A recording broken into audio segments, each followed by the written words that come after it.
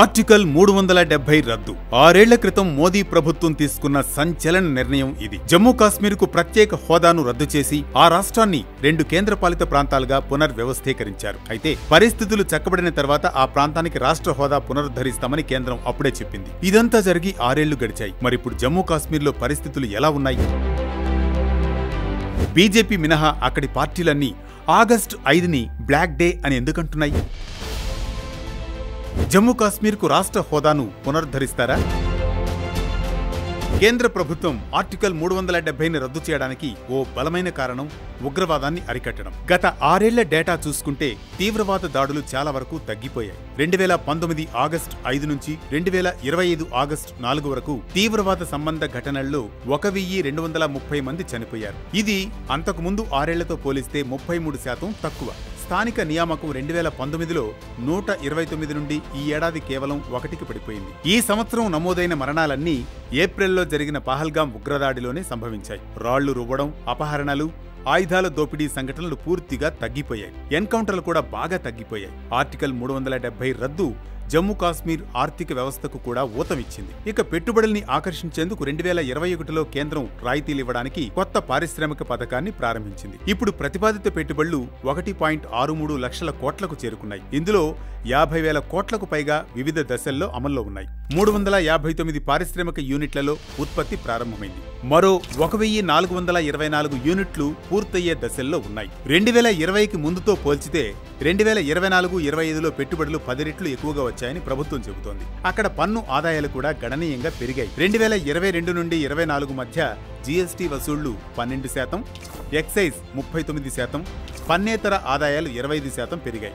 రాష్ట్ర జీడీపీ 2015-16లో 1.17 లక్షల కోట్లు ఉండగా 2023-24లో 2.45 లక్షల కోట్లకు రెట్టింపైంది. 2024-25లో 2.63 లక్షల కోట్లకు చేరుకుంది. పర్యాటకం కూడా బాగా వృద్ధి చెందింది. 2023లో రికార్డు స్థాయిలో 2.11 కోట్ల మంది పర్యాటకులు జమ్మూ కాశ్మీర్ను సందర్శించారు. 2019 తర్వాత 75 కొత్త టూరిజం డెస్టినేషన్లు తెరిచారు. గ్రామీణ ప్రాంతాల్లో దాదాపు 2000 హోమ్ స్టేలు ప్రారంభించారు. కానీ ఏప్రిల్లో జరిగిన పహల్గాం ఉగ్రదాడి ఈ పరిస్థితులపై ప్రభావం చూపించింది. కొత్తగా తెరవబడిన టూరిస్ట్ జోన్లలో భద్రతా లోపాలను బహిర్గతం చేసింది. ఇది ఒకటి మినహాయిస్తే ఆర్టికల్ 370 రద్దు తర్వాత జమ్మూ కాశ్మీర్లో తీవ్రవాదం తగ్గిపోయి చాలా అభివృద్ధి జరిగిందనేది నిజం. 2024లో అక్కడ ఎన్నికలు కూడా నిర్వహించారు.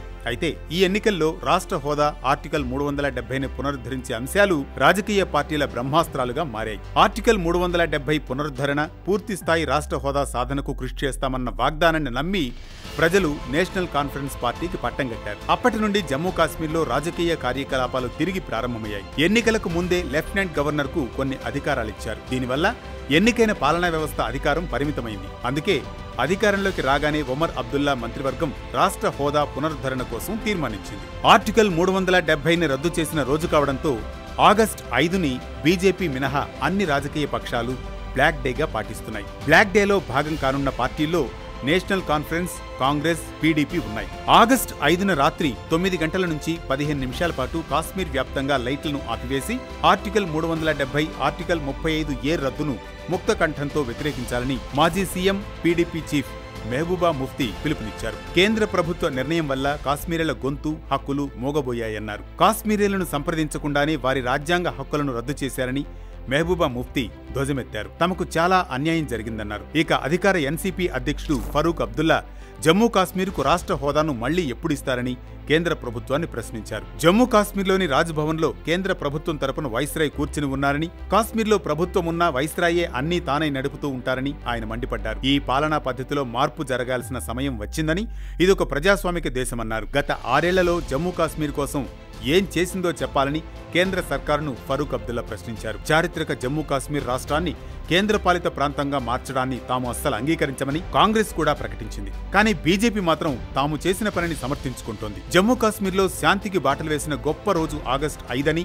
దీన్ని బ్లాక్ డేగా పాటించడం సరికాదని బీజేపీ అధికార ప్రతినిధి అల్తాఫ్ థోకర్ తెలిపారు. 2019 ఆగస్టు 5 తర్వాత అల్లర్లు తగ్గిపోయి మంచి రోజులొచ్చాయని ఆయన అన్నారు. గత 6 ఏళ్లలో జమ్మూ కాశ్మీర్లోని అన్ని ప్రాంతాల్లో ఎన్నో అభివృద్ధి కార్యక్రమాలు జరిగాయని తెలిపారు. జమ్మూ కాశ్మీర్కు రాష్ట్ర హోదాను పునరుద్ధరించాలనే డిమాండ్లు బలంగా వినిపిస్తున్నప్పటికీ అదంత సులువైన విషయం కాదు. జమ్మూ కాశ్మీర్ పునర్వ్యవస్థీకరణ చట్టం 2019 ఆగస్టు 6న పార్లమెంట్లో ఆమోదించబడింది. ఈ చట్టం లెఫ్టినెంట్ గవర్నర్కి అంటే పరోక్షంగా కేంద్ర ప్రభుత్వానికి కొన్ని అధికారాలిచ్చింది. ఆ ప్రాంతంలో బ్యూరోక్రాటిక్ వ్యవస్థను కేంద్ర హోం మంత్రిత్వ శాఖ ఆధీనంలో ఉంచింది. పోలీసింగ్, పబ్లిక్ ఆర్డర్ రెండూ కేంద్రం నియంత్రణలోకి వచ్చాయి. రాజ్యాంగంలోని కాంకరెంట్ లిస్టులోని విషయాలు కూడా శాసనసభ పరిధి నుండి తొలగించబడ్డాయి.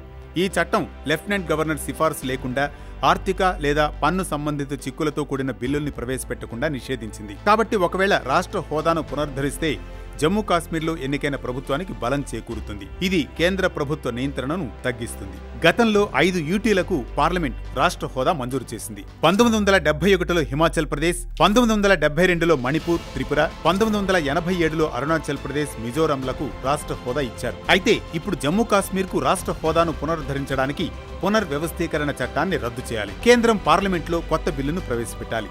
ఆ బిల్లు ఉభయ సభల్లో ఆమోదించబడాలి. రాజ్యాంగంలోని ఆర్టికల్ 3 ప్రకారం ఏదైనా రాష్ట్రం లేదా యూటీ భూభాగం నుండి కొత్త రాష్ట్రాన్ని ఏర్పాటు చేయడానికి పార్లమెంటుకు అధికారం ఉంటుంది. కానీ ఇందుకోసం రాష్ట్రపతి సిఫార్సుతో మాత్రమే బిల్లును ప్రవేశపెట్టాలి. ప్రధానమంత్రి నేతృత్వంలోని మంత్రుల మండలి సలహాతో మాత్రమే రాష్ట్రపతి నిర్ణయం తీసుకుంటారు. కాబట్టి రాష్ట్ర హోదా పునరుద్ధరణ కోసం బిల్లు ప్రవేశపెట్టాలని సిఫార్సు చేయడం కేంద్రం ఆధీనంలో ఉంటుంది. అందుకే గత ఏడాది జరిగిన ఎన్నికల్లో గెలిచిన తర్వాత జమ్మూ కాశ్మీర్ సీఎం ఒమర్ అబ్దుల్లా ఆర్టికల్ 370ని రద్దు చేసిన బీజేపీ నుంచి దాని పునరుద్ధరణను ఆశించడం మూర్ఖత్వమని అన్నారు. భవిష్యత్తులో దేశంలో ప్రభుత్వం మారుతుందని, అప్పుడు జమ్మూ కాశ్మీర్కు ప్రత్యేక సదుపాయాలు కల్పించే కొత్త వ్యవస్థ ఏర్పడుతుందని ఆశాభావం వ్యక్తం చేశారు. కానీ ఒకవేళ కేంద్రంలో ప్రభుత్వం మారినా అది కష్టమే. ఎందుకంటే ప్రస్తుతం భారతదేశంలోని ఏ ఒక్క రాజకీయ పార్టీకి లేదా కూటమికి అంత మెజారిటీ లేదు. ఒకవేళ భవిష్యత్తులో ఏదైనా కూటమి ఏర్పడినా అందులోని పార్టీలన్నీ ఒకే నిర్ణయానికి కట్టుబడి ఉంటాయని చెప్పడానికి లేదు. ఎందుకంటే పార్లమెంట్లో తగిన మెజారిటీ తెచ్చుకునేలా దేశంలోని రాజకీయ పార్టీలను ప్రభావితం చేసేంత రాజకీయ పరపతి నేషనల్ కాన్ఫరెన్స్కు లేదు కాబట్టి.